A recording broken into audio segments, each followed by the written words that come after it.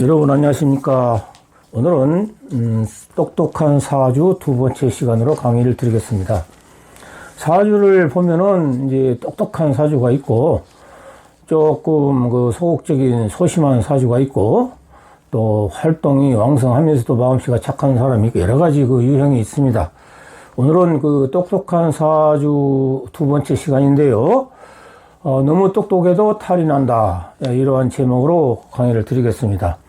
사주는 자막으로 올려드리겠습니다. 년주는 병술, 월주는 경인, 일주는 갑자, 시주는 갑술입니다. 자, 이 사주는 봄에 갑목으로 태어난 사주죠. 갑목이라는 것은 큰 소나무나 큰 나무를 의미하는 거죠. 봄에는 나무의 계절, 자기의 계절입니다.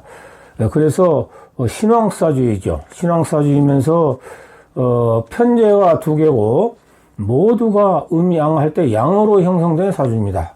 양팔동이라고 하죠. 양팔동 사주입니다. 그래서 매우 활동적이고 적극적이고 자존심이 강하고 고집이 아주 셉니다.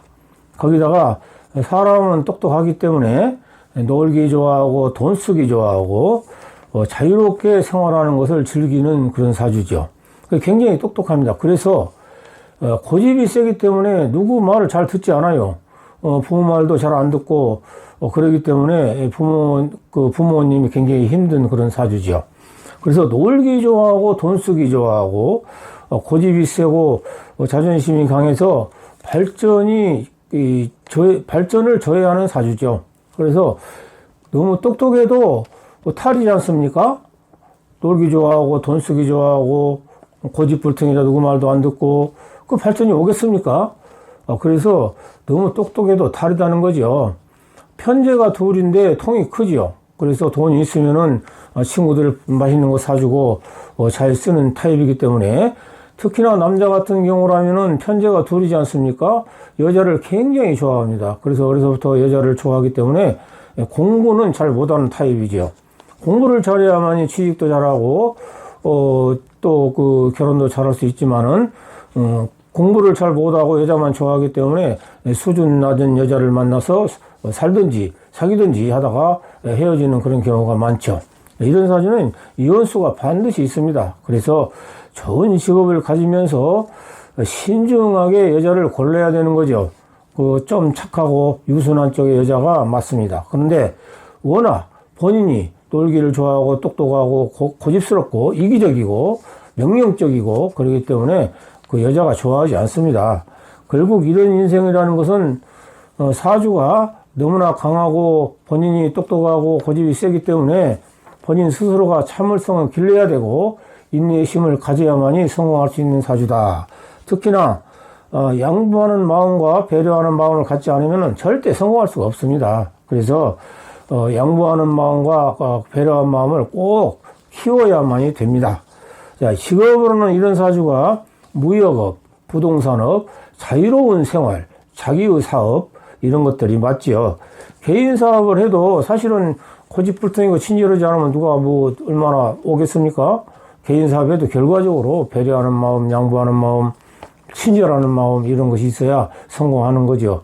자, 이런 사주가 만일에 양보하는 마음과 배려하는 마음을 갖고 그렇게 산다면은 편제가 두 개나 있고 신왕사주 아닙니까?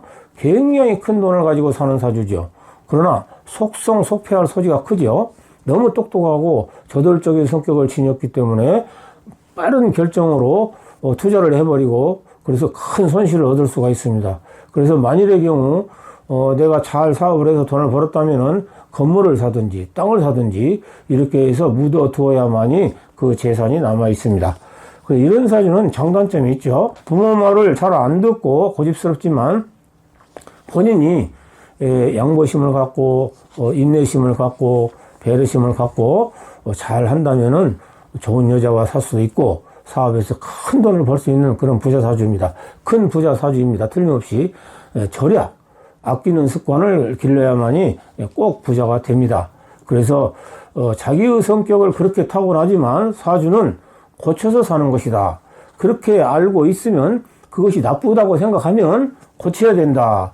이런 뜻입니다. 그래서 사주가 지나치게 똑똑해도 탈이 난다. 이런 그 제목으로 강의를 드렸습니다. 여러분 오늘 또 즐거운 하루 되세요. 감사합니다.